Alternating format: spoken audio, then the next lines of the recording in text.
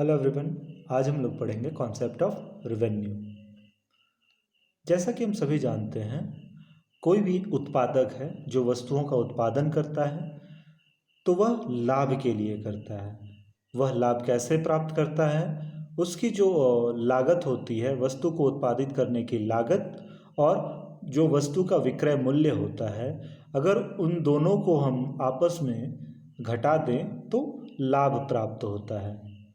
तो अगर मैं बात करूं रिवेन्यू की, आगम की, तो रिवेन्यू क्या होता है?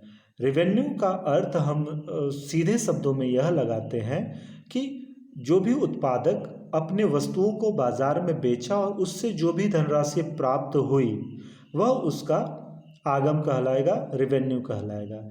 जैसे यदि मैं मान लूँ, एक एग्जांपल लेता हूँ कि किसी उत्पादक ने 10 यूनिट का उत्पादन किया है और उसे प्रति यूनिट 100 रुपये में बेचना चाह रही है बाजार में, और वह 10 यूनिट प्रति यूनिट 100 रुपये बाजार में बिक गई, तो उस उत्पादक को जो प्राप्त हुआ वह 1000 रुपये, वह उसका रिवेन्यू कहलाएगा।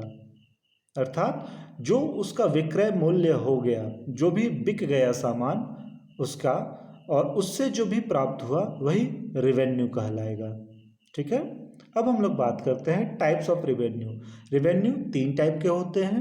पहला है टोटल रिवेन्यू, दूसरा है एवरेज रिवेन्यू और तीसरा है मार्जिनल रिवेन्यू। अब हम एक एक करके इन तीनों रिवेन्यू के बारे में जानेंगे। टोटल रिवेन्यू की बात करें तो किसी उत्पादक द्वारा उत्पादित की गई वस्तुओं को बाजार में बेचने से जो राशि प्राप्त होती है उसको हम लोग टोटल रिवेन्यू बोलते हैं, कुल आगम बोलते हैं। अगर मैं उदाहरण स्वरूप बोलूं कि अगर एक उत्पादक 500 यूनिट का उत्पादन कर रहा है और प्रति यूनिट 100 रुपये अगर उसका दाम है उस यूनिट का, उस वस्तु का, तो उसका कुल आगम कितना होगा? 500 गुना 100 अर्थात 50,000 रुपये। अगर हम टोटल रिवेन्यू के फॉर्मूले की बात करें तो TR equals to price into quantity. ठीक है। Total revenue is equals to price into quantity. अब हम बात करते हैं एवरेज रिवेन्यू की। एवरेज रिवेन्यू क्या होता है?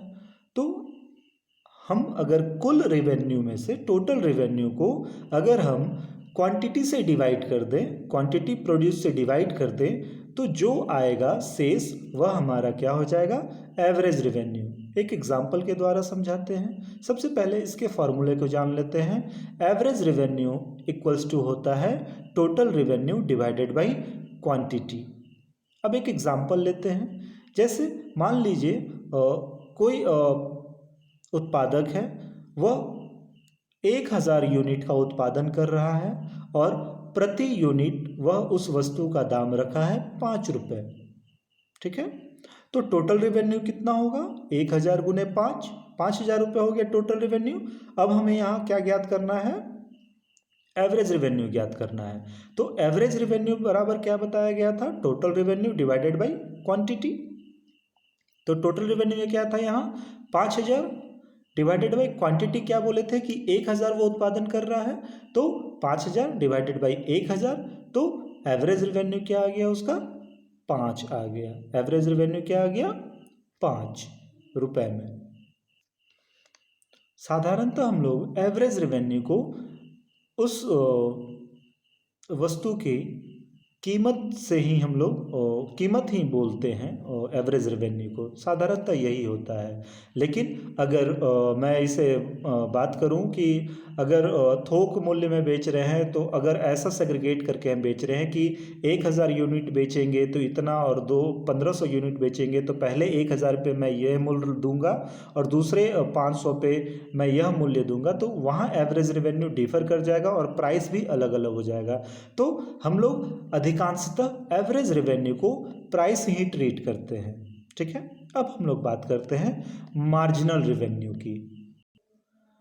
मार्जिनल रेवेन्यू की बात करें तो अगर किसी एक वस्तु के उत्पादित वस्तु को बेचने से जो हमारे टोटल रेवेन्यू में बढ़ोतरी होगी वही मार्जिनल रेवेन्यू कहलाएगी। अर्थात यदि मैं 100 वस्तु का प्रोडक्शन करके प्रति वस्तु उसे 5 रुपये में बेचता था तो हमारा टोटल रेवेन्यू क्या हो गया 500 रुपये। तो अब अगर मैं 101 वस्तु प्रोड्यूस कर रहा हूँ, 100 वस्तु के बाद एक वस्तु प्रोड्यूस कर रहा हूँ और उसे मैं 5 रुपये में बेच रहा हूँ तो हमारा टोटल क्या हो जाएगा 101 वस्तु होगी, 5 रुपये प्रति वस्तु की कीमत से कितना हो जाएगा हमारा टोटल रेवेन्यू 505 रुपये।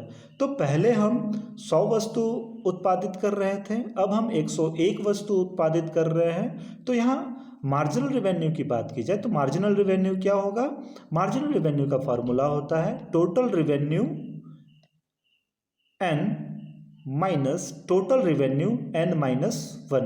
अर्थात सिंपल शब्दों में अगर कहा जाए तो जब मैं 101 वस्तु का प्रोडक्शन करके उसे बेचा तो मुझे 505 रुपये प्राप्त हुए और जब मैं 100 वस्तु का प्रोडक्शन करके बेचा तो मुझे 500 रुपये प्राप्त हुए और जब मैं इन दोनों का अंतर कर दूंगा 505 माइनस 500 तो 5 जो हुआ 5 रुपये जो आया वो हमारा मार्जिनल रेवेन्यू हुआ।